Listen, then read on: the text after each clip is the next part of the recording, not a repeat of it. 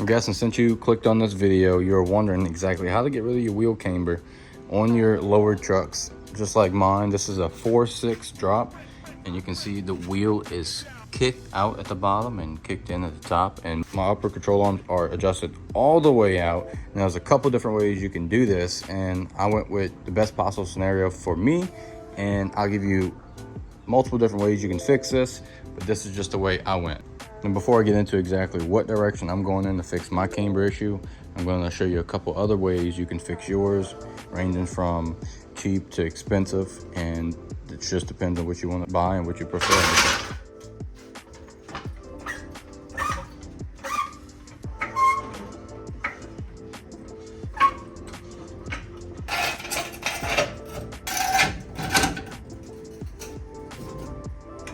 So as you can see, we got the wheel off right there.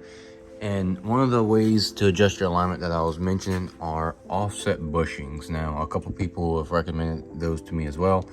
I just didn't really feel comfortable with offset bushings, but you can buy offset bushings so that your control arm sticks out farther this way and you're able to adjust your alignment correctly.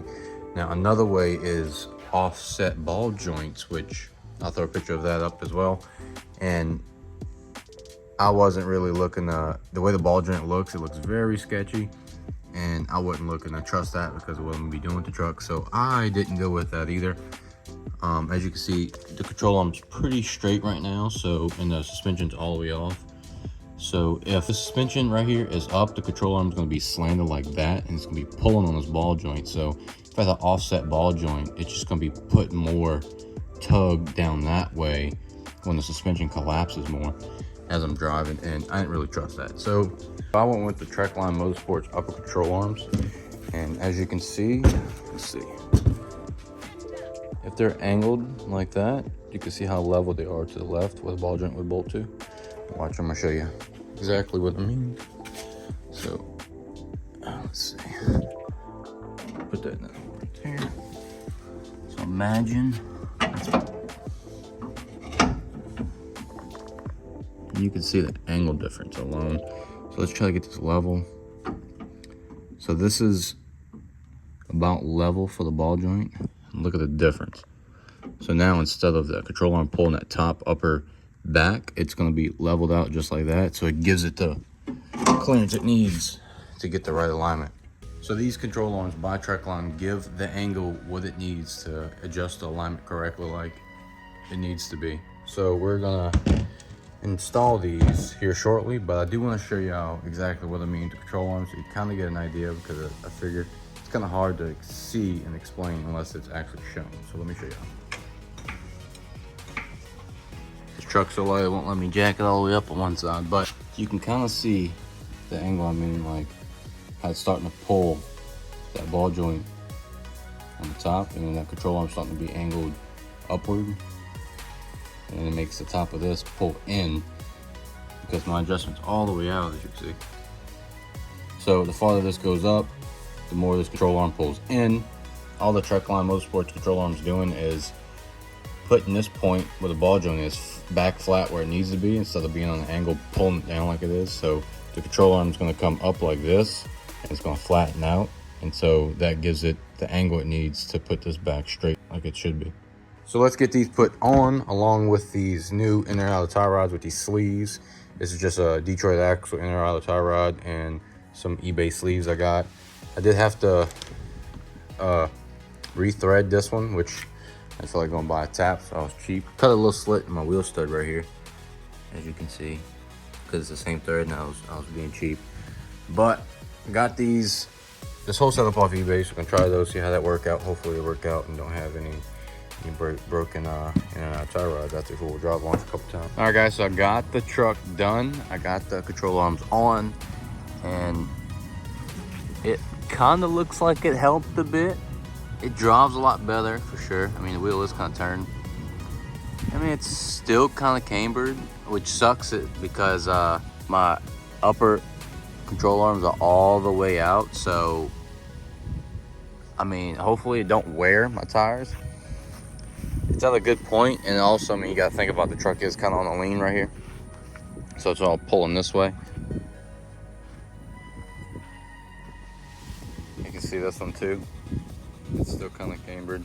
So yeah, all that money and all that work, and it barely got anything done with the camber. It's definitely a lot more out than what it was as far as the top sticking out compared to stock control arms. But I mean, she does ride better, I could tell you that. And it didn't really fix my issue. So maybe it could be the spindles I got. Maybe the spindles, because if you notice in the video when I was showing you the control arms, maybe if you can go back and look at it, the spindle, instead of being flat like that, it has an arch down. And then now the control arms kind of like flat. My old control arms were straight, so it matched the arch, but it still wasn't pushing it out. Now, not really sure which route to go now. Everyone recommended these, but it didn't really fix 100% of my camber. And my truck's, it's sitting pretty level, maybe a little more in the front, lower, a little bit. But like I said, this is an uneven surface, so it's hard to tell. I'll probably have to get it on a flat surface to see. Yeah, you can see the back's tucking in over there. So it should sit pretty level, but it kind of sucks that I didn't really fix it. So if you're like me and you're on a 4.6, I guess you can say, maybe a 5.8, I'd go with 4.6. I don't know if I'd run the trek lines or not again, because like I said, it didn't really seem like it worked. So leave a comment on your opinion on this. I mean, like I said, a lot of people talk good about the trek lines and said it worked for them. Like I said, I mean, you can see it don't really seem like it worked all that well. Like I said, the camber is all the way out, so there's no more I can go. Maybe repinning the camber, re-drilling might work. Let's see if I can see that. I don't know if you guys can see that. I know I was supposed to be helping y'all, showing you exactly different ways to fix this, and obviously I haven't fixed it myself. I know there's a couple different ways. I could try the different bushings, but with the trek lines, I can't use those bushings. So, because they come with different bushings. So really I want to see if it wears. If they stop wearing, I mean, it's like I said, it's barely cambered and it's all the way out. So the fact I have no adjustment right now, it kind of sucks to get it where I want it. If the tires don't wear, then I feel like it'd be a pretty straight deal, but I really don't want my tires to wear, and the camber ain't really a problem. Although I did fix my turning issue. I had a turning issue when I turned, the wheel would cock and it would just drag and it'd be so hard to turn. It didn't have a good turning radius. Turning radius now is like on point, so that helped, I could tell you that. So I'm pretty much leaving that. Maybe find like a lower control arm, maybe to kind of help my camber issue. Like maybe like a shorter one to kind of suck the bottom in. I don't know. I'm gonna have to figure something out, because I really don't want it wearing my tires like it's doing now. Now I did put a level on it, and it showed it was pretty level, but barely cambered in, so it shouldn't at all be way off. Definitely by no means bad mouthing trek line. Like I said, it helped. Maybe my circumstances are different from most, or what they're designed to do. Like I just went ahead and bought them because people recommended them and said that it fixed their camber issue. Like I said, it did fix my turning issue, and it fixed probably 2 degrees of my camber issue. But like I said, I have no more adjustment. It's maxed out, and it still has slight camber. I put a level on it, and it's barely degreed inward on the top by the slightest bit.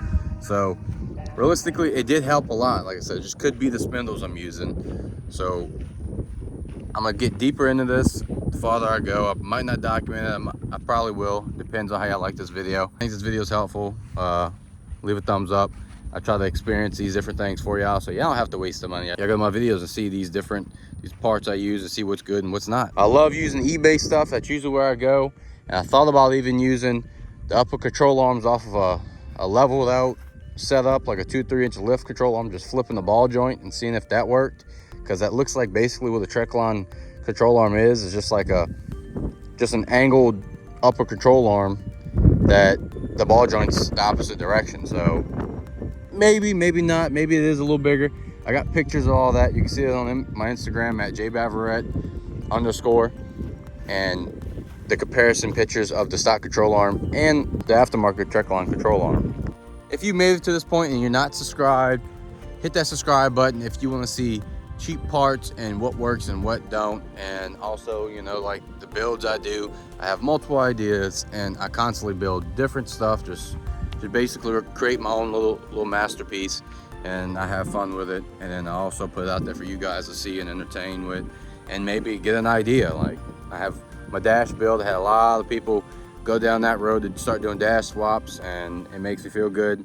Obviously I'm not the first, but a lot of people getting more ideas and then how to do it from my videos, rather than just never knowing it works or anything like that, and have some people where they don't document these different things. So I plan to document pretty much all of my stuff as far as building. So if you want to see more of this build or maybe my retro cab, then hit the subscribe button. If you like this video, give it a thumbs up. It really helps me with the algorithm. It helps the channel grow. I have huge plans coming to the channel soon. Maybe like some merch, maybe a website to sell some stuff. I have a couple different things that I use for a lot of situations, like a cleaning product I kind of got that I want to make it to like a part of the channel's brand, and it works really well, especially with headliner. And I never even knew it. I used to clean just a lot of different stuff with it, and then I tried it with my headliner one day, and it never smeared, no grease or anything. It just cleaned the headliner like it was brand new again, never left any kind of marks or anything. And all I had to do was spray it on a rag and wipe it, and it was gone. And it really amazed me, and that's what made me want to kind of brand it. So if you want to see them different things, subscribe. I will be coming out with those things soon, and I have a huge update on this truck as well. So not long ago, I did buy a turbo kit for this truck, and you'll be seeing that coming up soon. But first, I think in my next video of this truck, I want to do the brake upgrade. So I got a 15-inch conversion on the back. I was thinking about doing when I did the drop, but I'm gonna do that in a separate video. So like I said, turbo kit video and brake upgrades coming soon. It's gonna be 2 separate videos. And the turbo kit's gonna be all eBay parts, bought every single piece from eBay. I'm gonna document all the prices and the labor of what it takes to build you your exact eBay turbo kit.